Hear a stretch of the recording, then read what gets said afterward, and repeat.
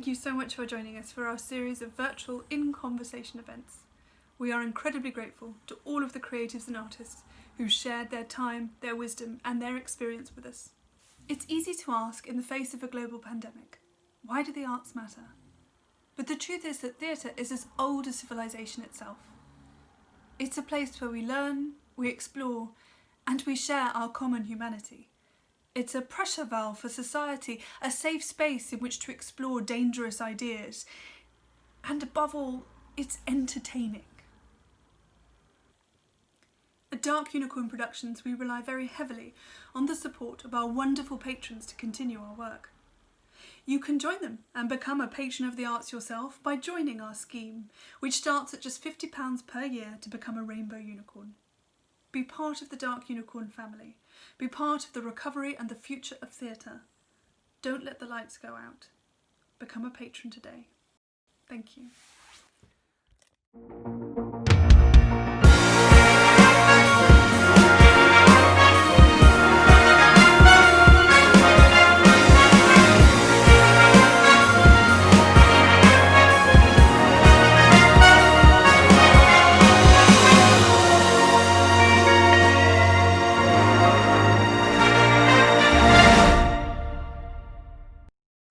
Hello and welcome once again to Dark Unicorn in Conversation.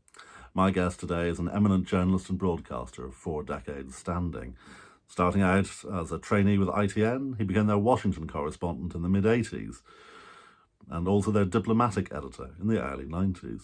However, he is best known perhaps as an institution within an institution at the BBC, where he started out as their Paris correspondent and then became the face of the 1 o'clock news from 93 to 99, before spending a decade as one of the core hosting team of the flagship current affairs programme Today on Radio 4. He now looks after their religion and ethics show, Sunday, and is a regular voice presenting Any Questions when filling in for Jonathan Dimbleby.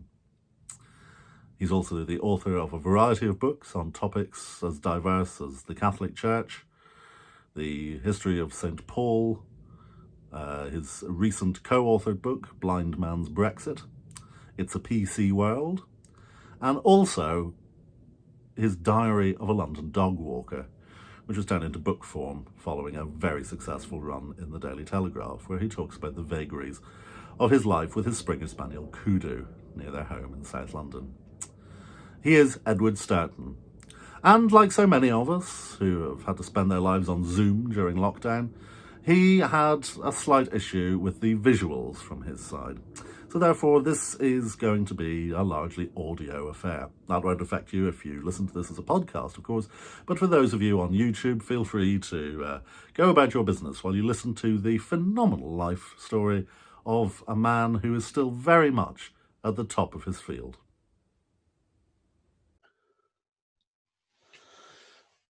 Edward, was there an event that you can recall which made you think, I want to spend my life reporting or on or writing about things like this?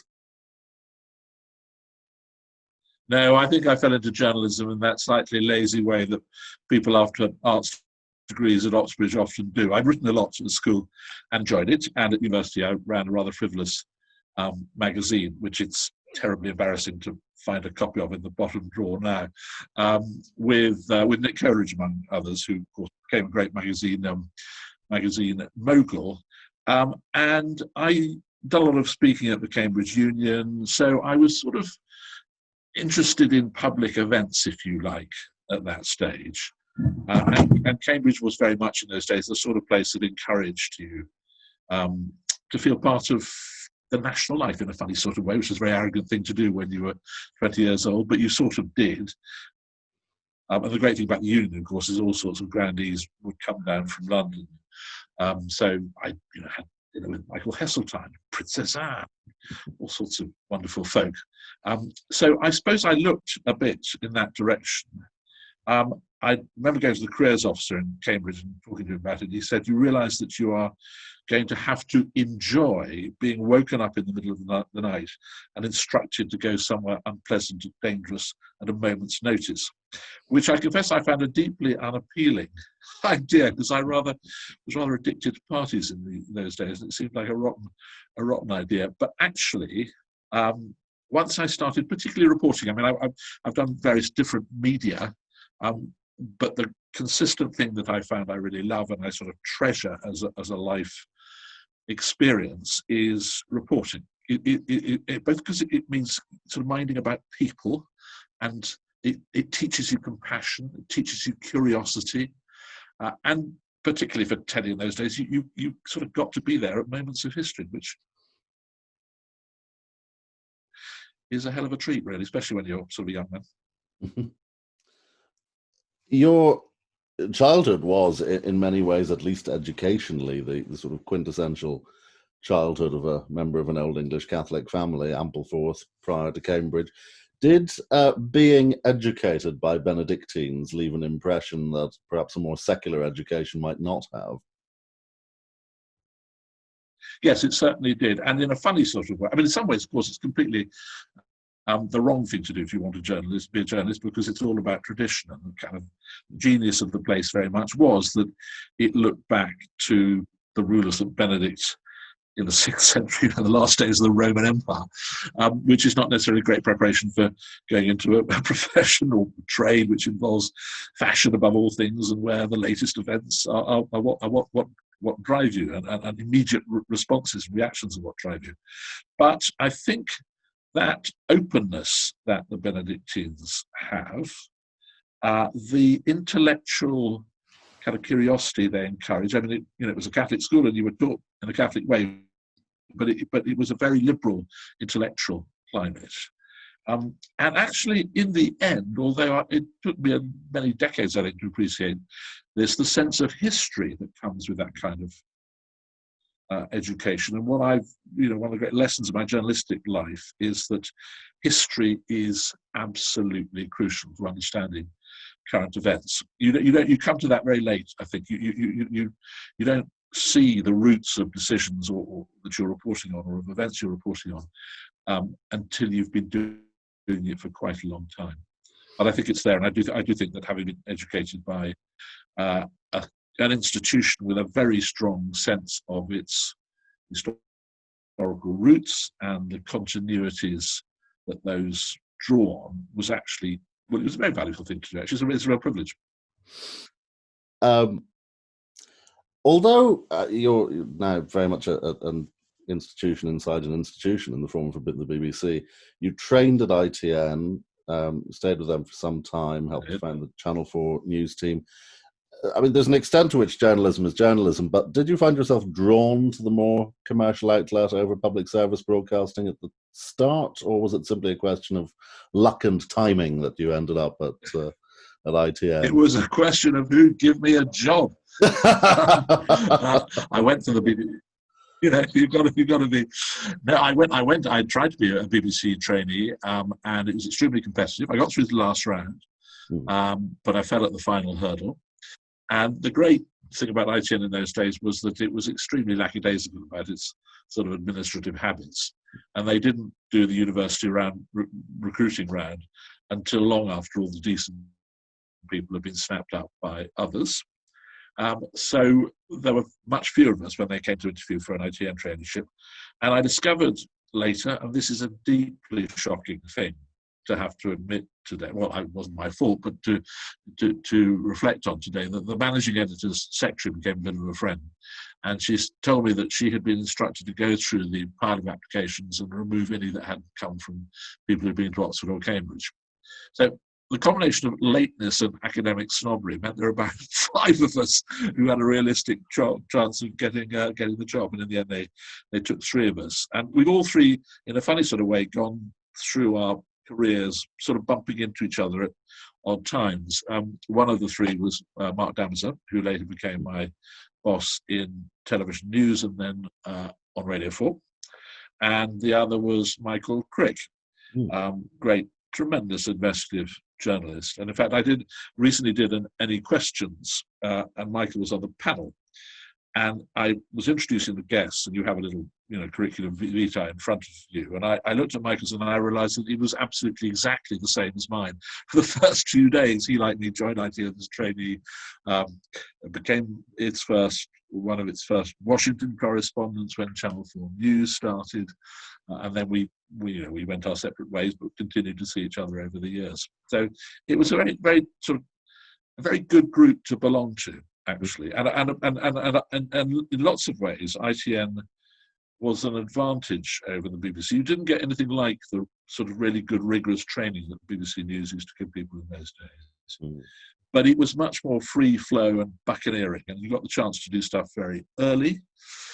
You also got sent on really quite absurd assignments, because it had a sort of strong tabloid element to it in those days, ITN. So I remember coming in one morning and the news editor shouting at me, "Oh, you trainee, go to Brixton and find an escaped prisoner," because one of the tabloids had run a piece about prisoners climbing over the wall and popping out for a pint in the evenings. And I literally did spend the day wearing my public schoolboy pinstripe suit, walking up to burly men in the pubs of Brixton and offering to buy them pints and asking whether they, by any chance, had escaped from the local nick. So that sort of thing you wouldn't have done at the BBC, and it's a very, very good kind of. I'm glad I don't have to do that sort of thing now, but it's a very good, training. It knocks a few.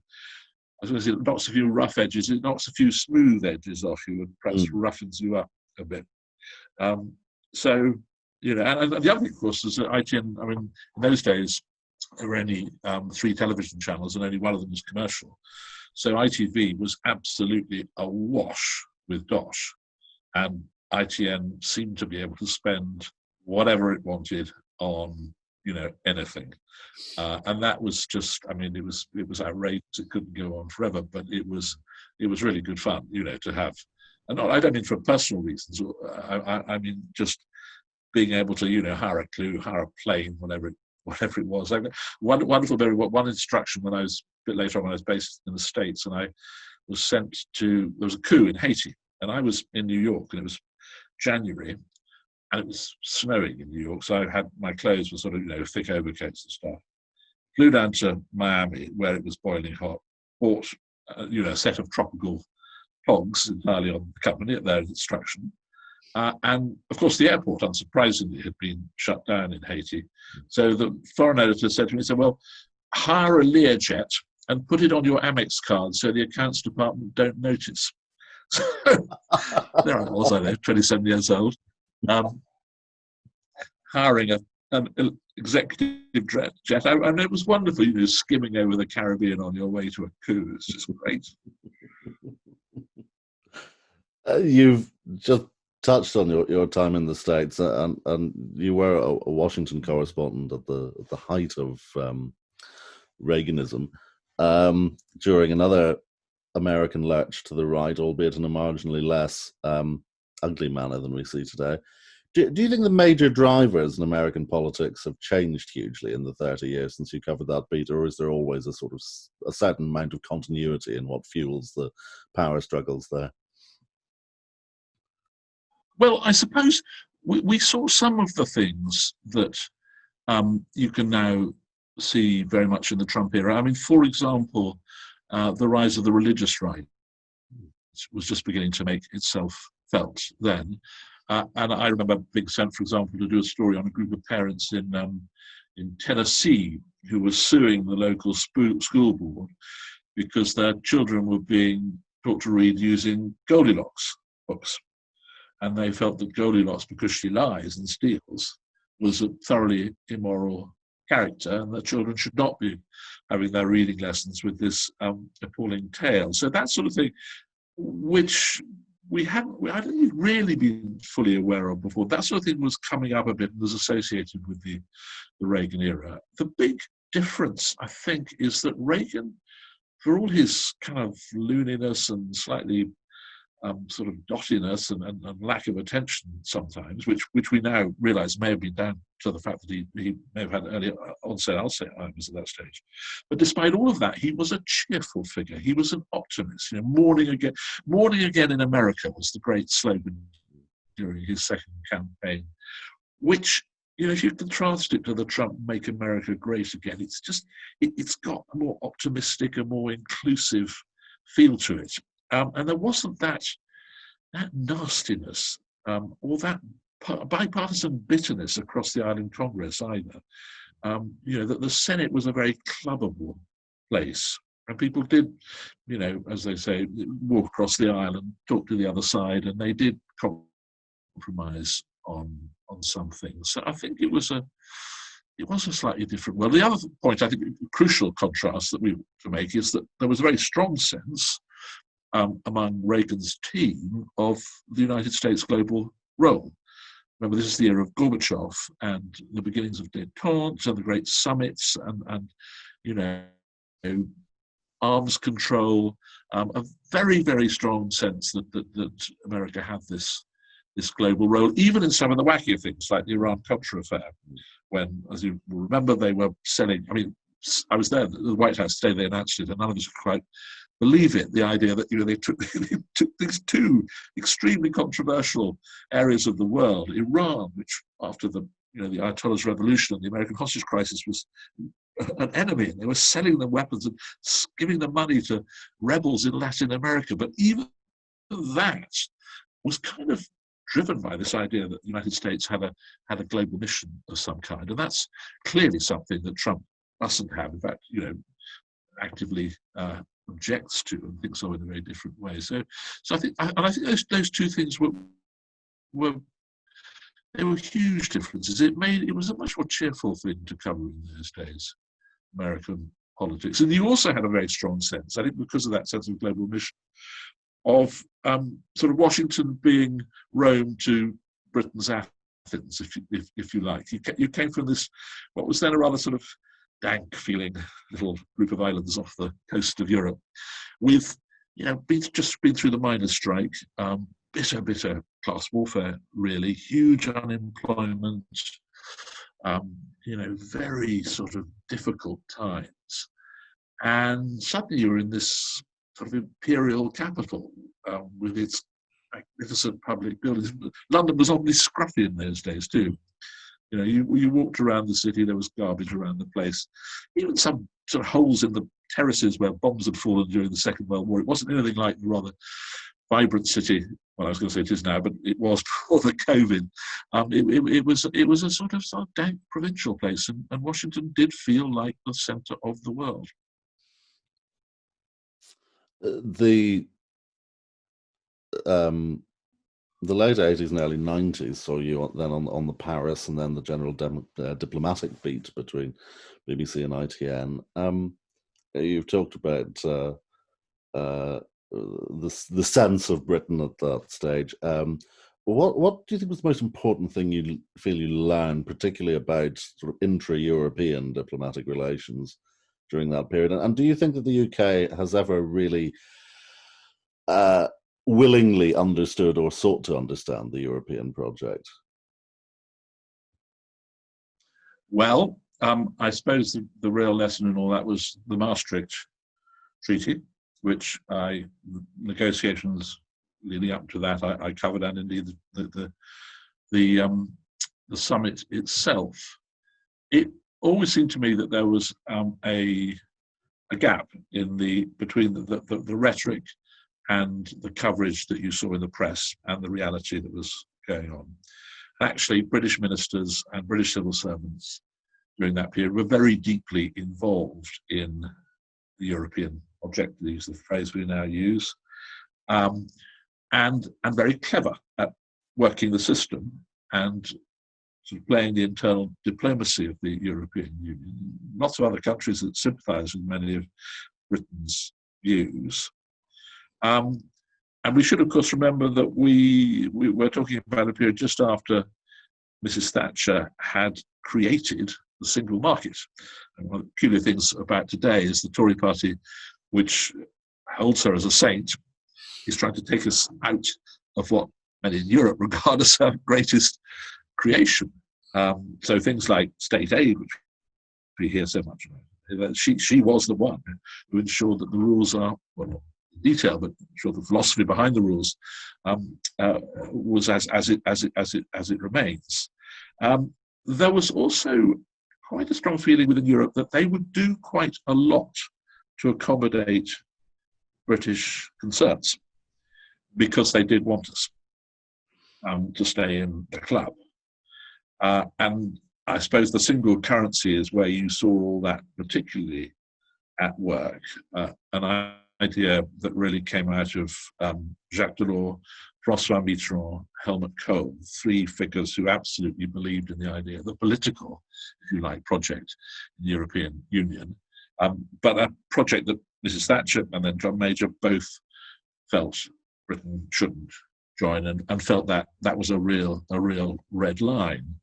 And you will remember, of course, that at the Maastricht summit, we got the opt-out from the single currency. The rest of Europe went ahead, and we stayed outside it. And that was a really big achievement. I mean, that did cost the Europeans a lot to allow that to happen, and it spawned a sort of climate in Europe which many of them weren't happy with, in which opting out of things that gave you a particular set of domestic difficulties became, not quite the norm, but it became an accepted part of the way the European Union evolved. And I think that reflected a kind of willingness among other European nations to be flexible, to keep the Brits in. Now, that is quite different from the picture that you would have got if you'd read The Sun or The Telegraph, particularly. There was a chap called Boris Johnson writing for it from Brussels around then, because the kind of natural narrative was Britain alone, Britain isolated, we stand up for our rights, and we bash the Europeans, and we get what we want. And I think it's the difference between the reality that's going on at meetings in Brussels and at European summits, and the way that story was reported in the European, or rather, beg your pardon, not the European, the British press then, was huge. I mean, really huge. And I think, the rest, as it were, is history. But I think that has been a big factor in our current European debates. Speaking of which, you published last year your co-authored volume, Blind Man's Brexit, a fascinating look at the Brexit negotiations process, yes, especially from the point of view of the Europeans. Do you have any sense, I mean, just even on a personal level, of what we might expect come next year?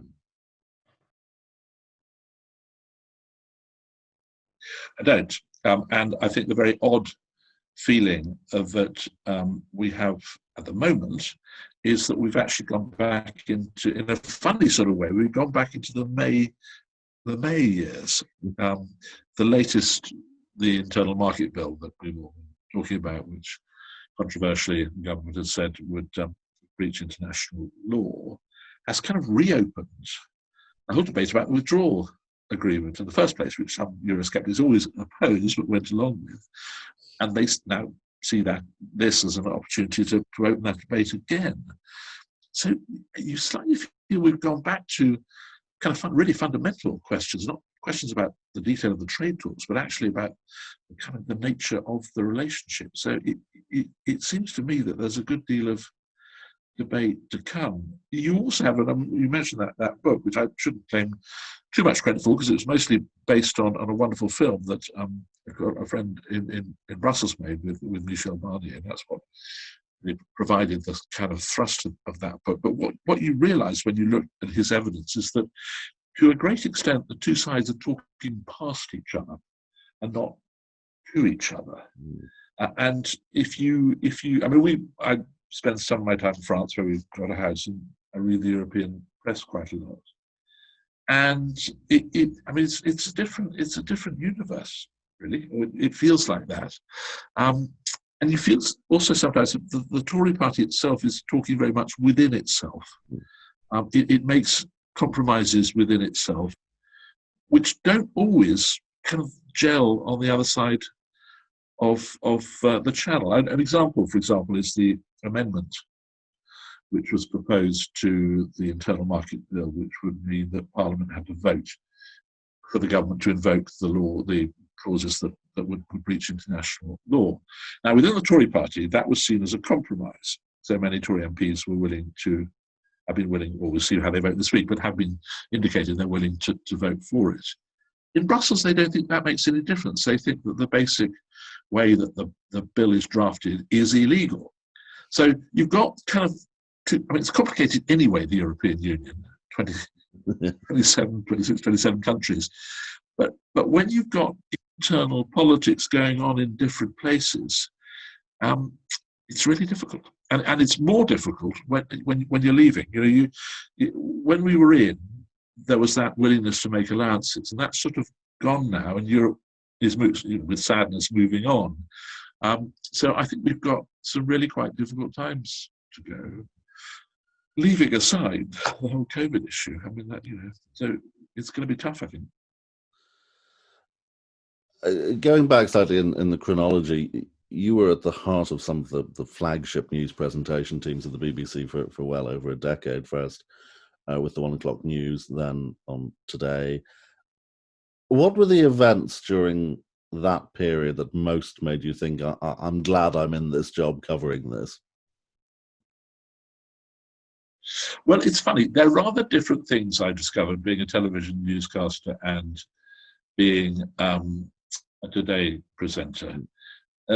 Television news is kind of what they call sometimes a cold medium.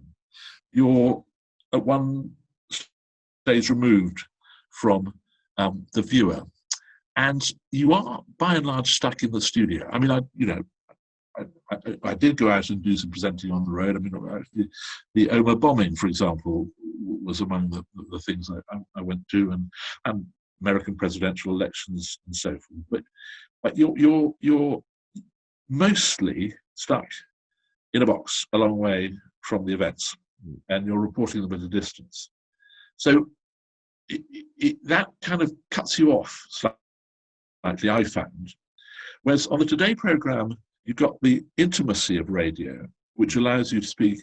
It's much easier speaking to somebody on a radio line when they're, I don't know, in Afghanistan rather than it is on television. It just feels more natural. It also comes much more directly into people's homes, so they feel a kind of sense of connection with the programme that you don't quite have with telly. It's a warm medium. So I think in terms of a sense of big events, most of them were much more in or the ones I experienced in a more vivid way were more during my Today programme days. Plus, of course, because the technology is much less troublesome and there are fewer wires, and you can broadcast from all sorts of places much more easily, you do actually get out and about. So, I can remember, for example, when the Israelis withdrew from Gaza, sitting on a chair with a little table on top of it, and my gear on it, broadcasting live into the 8:10 slot on the Today programme. I can remember doing the same from the balcony of a hotel in Kabul just after the Taliban had been driven out of the city. And those sorts of things really make you live the moment, if you like, and experience it. And I suppose, since I mentioned that, 9/11 must be, up there as the defining moment of that decade, probably in international terms, which I was involved with from right at the beginning. I got sent to Stansted. You may remember they closed the airspace over the United States when that happened. So a bunch of news organisations chartered a jumbo. We all literally sat on the tarmac at Stansted for about 3 days. And eventually the Canadians opened their airspace and we flew to Montreal and drove down, getting stopped by the cops for speeding, I remember, on the way. But they were quite sympathetic when we told them we were going to New York because of 9/11. And by the Saturday after the event, we were able to broadcast live from New York. It's a hell of a thrill, really. And the next day from Washington, and everybody was talking, Colin Powell came out, Hillary Clinton came and talked to us. So that was nice. And that, of course, the rest of the news that decade, a huge amount of it flowed from 9/11 and the climate that created. So I suppose I'd have to, sort of pick of the best. I'd have to choose that. You had 1989 being the 11/9, if you like, the 9th of November when the Berlin Wall came down, and that defines one decade. And then 2001 you have 9/11, which really defined the rest of that decade. the time that you had at the helm of the Stay programme ended rather unfortunately in terms of how it was handled and precipitated. It was defenestrated, yes. Yes. And of course, precipitating a major outcry by listeners. It has to be said, not least among the customers of H.R. Stokes and Company, where your daughter Eleanor, our executive director, was working at the time. Broadcast journalism is a continually sort of shape-shifting beast, but with over a decade of clear water between then and now, was that a difficult storm to weather at the time? Well, of course it was. It's no fun losing your job, especially in such a public way. On the other hand, it was incredibly touching how people responded. It's really nice, and it made me realise that the listeners, I had been doing something right. That you don't always know when you're broadcasting, particularly not if the bosses fire you. But I realised from the reaction that I got to that I had been doing something right. And one of the things I've learned after a long time on Radio 4 is that the listeners think it belongs to them, and that's a huge kind of privilege, but also a sort of there's a great moral burden on your shoulders.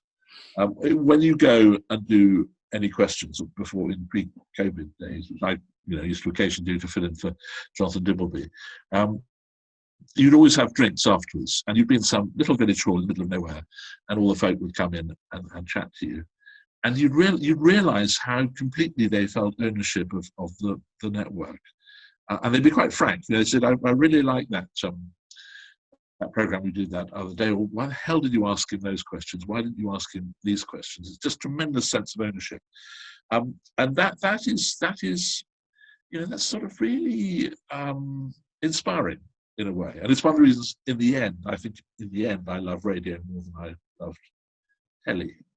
Telly days, people will come up to you in the street and say, "I hated that tie you were wearing the other day." They wouldn't say, "I hated that question you asked." Do you see what I mean? And it's that thing of it being a hot medium, if you like, which. So the answer to your question is yes, it was difficult, but the reaction kind of brought that home to me, and I've still broadcast on the network, and that sort of sustains me, I suppose. Whether in terms of your work on television or your books or your radio work, a huge part a huge part of your current work is the Sunday programme, and throughout your career you have examined, written about, presented on, otherwise discussed a lot of areas relating to faith. Obviously from a very Catholic family, your first marriage was solemnised at the heart of the small C conservative London Catholic community at Brompton Oratory. I think what I want to ask is faith important to you as a person as well as a journalist seeking a topic? Or would you say that you retain a faith? Or is your exploration of it now purely a quest for temporal knowledge rather than enlightenment, spiritual enlightenment? I tend to keep the two things slightly separate. I think my own faith and my feelings about it, I give church, but I'm not quite as observant as I probably should be. But I would still call myself a believing Catholic, and I think about what that means quite a lot. But I don't really mix that with my sort of public engagement with the subject.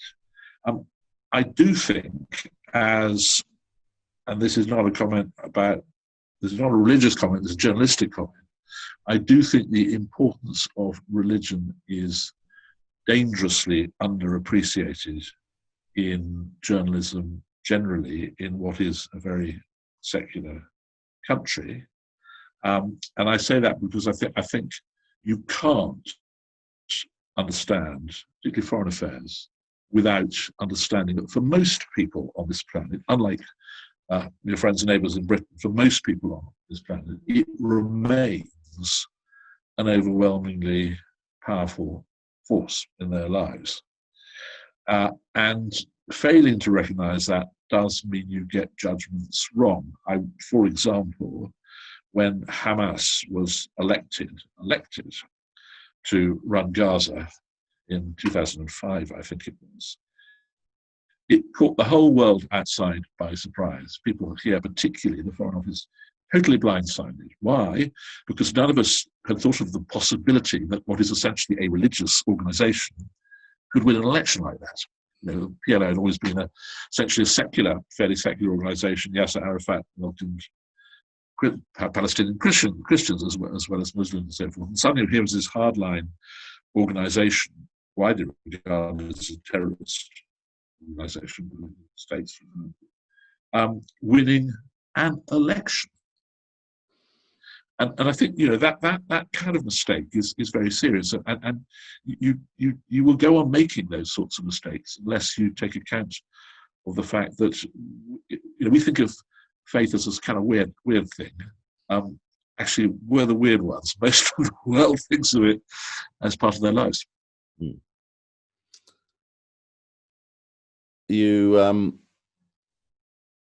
are, and I have been for almost 20 years now, married to Fiona, another powerhouse in the world of journalism. Sharing one's life and home with someone so equally driven in the same profession could be seen as either a source of irritation or a source of stimulation, or perhaps both at the same time, and like the pearl oyster. What has your experience been?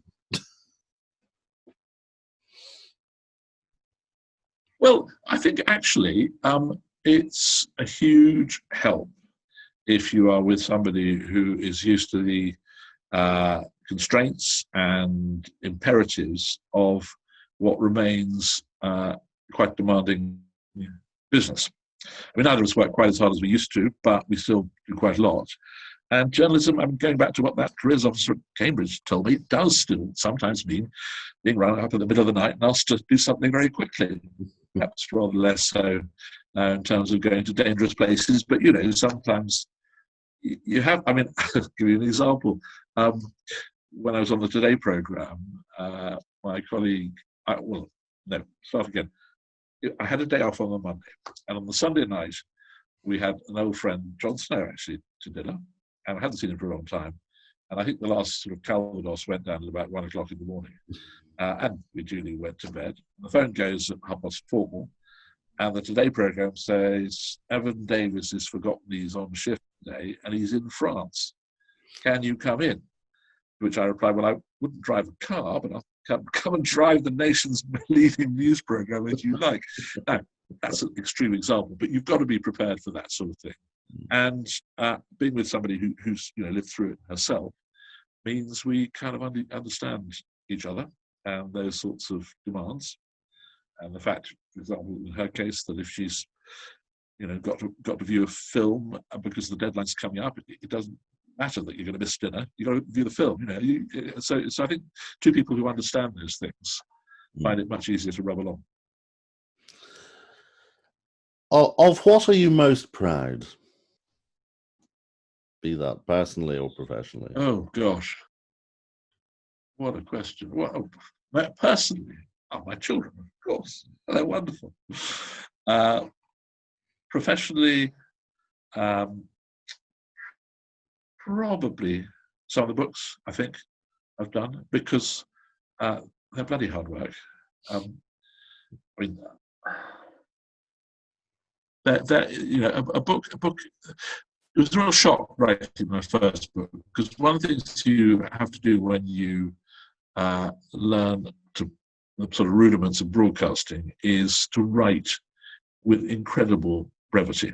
We were taught, for example, when I joined ITN, the whole of News at 10 could fit into a single column of what was then the broadsheet Times. So if you're writing a story, you have to get the words absolutely kind of really pared back. And the other thing, writing for television, is that you obviously don't put any description in because you can see it on the screen. So it would sound silly if, the Prime Minister arrived in a blue car when you can see that the car's blue. So you kind of pare back all those descriptive sort of habits. And suddenly if you're writing a book, you've got to undo all that and relearn it. and you've got to be more expansive, and you've got to allow for nuance, and you've got to allow for description. So it took a good while to learn how to do it. But in a way, it comes back to what I was saying earlier when we were talking about the Benedictines. Learning history is just it's not only satisfying itself, it's just a very useful way into deepening your journalism, I think. One of the things I have learnt is don't believe people's memories, for example. I did a book, for example, on the BBC during the Second World War, and I went back to the archives, which are wonderful, the BBC Written Archives in Caversham, but it's the written record of what happened at the time. And then you put that against the way some people remember things in their memoirs, and you realise that even things written quite soon after the actual events, people distort things, people remember things in a way that suits them, that flatters them, that they like to remember them. And yeah, because when you start in television journalism, if I stick a camera in your face and I say, remind me what happened, and you tell me, well, that looks like that's the record, but actually it isn't the record probably, and you may well have misremembered things. So I think different things at different stages of my career, but I think at this stage, the books are the things that I find most satisfying. And what do you still want to achieve? What do I still want to achieve? Gosh, I don't know really, Paddy. I mean, I enjoy. Oh my God, no. I still. It still gets me up in the morning if I'm going on a live show on the radio. I don't know whether that counts as an achievement, but it's pathetic, really. I should have got over it now. It's a teenage thrill, but I do find the adrenaline rush of live radio is still a great hit. That sense of danger. Charles de Gaulle, after his wartime broadcast, when he wrote his memoirs, the broadcast which really created his career, talked about the sensation of irrevocable words flying out of his mouth. And there is that, you say something on the wireless and you can't get it back. And that just sort of adds a sharpness. It clarifies your mind in a funny sort of way. And of course, you make mistakes. I had a terrible one recently on the Sunday programme when we were doing an anniversary programme for the Grenfell fire. And I noticed in the briefing notes that the Methodist minister who I was about to interview had just taken over his parish when the fire happened. He was rather a hero, and he looked after lots of families and things, and comforted them after the fire. And I said, "Gosh, this must have been a bit of a baptism of." Oh, and I just stopped myself in time before I said magic word. Unfortunately, Private Eye did notice this. So that sort of grenade is waiting for you all the time. But that's fun. It's not like being a doctor. You make a mistake when you're performing heart surgery, you're going to kill someone. But if I make a mistake on that, by and large, I might, I suppose, destroy my career if it was a very bad one. But by and large, I'm not. But there is that edge to your mental process that comes with doing stuff live. You can always tell, I think when you listen, some interviews are best done pre-recorded. I mean, if it's a very emotional thing, if the person you're talking to is not a practiced performer, but a quote ordinary person, that is, but you know what I mean, who's a bit nervous, then it can be better to pre-record. But I think for sort of most politicians, senior church people, anything of that kind, there's nothing to beat the live. No, not at all. Yes, I'm sure there's many a broadcaster will be nodding in agreement with what you've said, not least those that have had to introduce Jeremy Hunt at one point or another. Yes, indeed. Well. We conclude each interview in the same fashion with every subject, which is to mark the passing of James Lipton, who founded Inside the Actors Studio, who used to, regardless of who he was interviewing, would ask the same 10 questions at the end of each interview. And it's been interesting how it's panned out with a lot of the people we've been interviewing in this. Some love it, some hate it, but we do it anyway. So I'll start off by asking, what's your favourite word?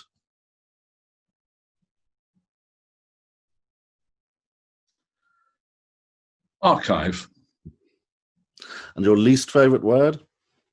Well, you probably know this, Paddy, because you know my daughter, but it's moist, which I find oddly repellent.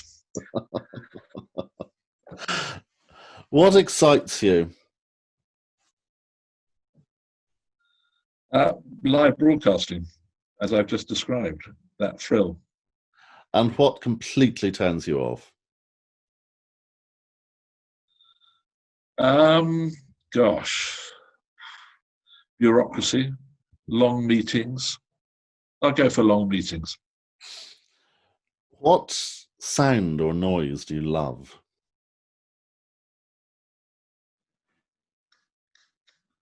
A cork being pulled out of a bottle. And what sound or noise do you hate? Jackhammers. Do you have a favourite swear word? The French do it well. I think merde. I mean, it's not particularly rude, but it's got a sudden expressiveness that does the trick. You win the award so far for the most original answer to that. What profession other than your own would you like to attempt? There was a story in The Guardian this morning that the Maldives has an opening for a barefoot bookseller. And I was quite tempted to put in for that. What profession would you absolutely never wish to attempt? Well, anything that required dexterity. I mean, a carpenter or plumber or engineer. I mean, I'm extremely clumsy. I can't put things together. So, yes, anything of that kind would be a complete catastrophe. When your time comes, you fetch up at the pearly gates, what would you like to hear said to you on arrival? Interestingly, that question I have heard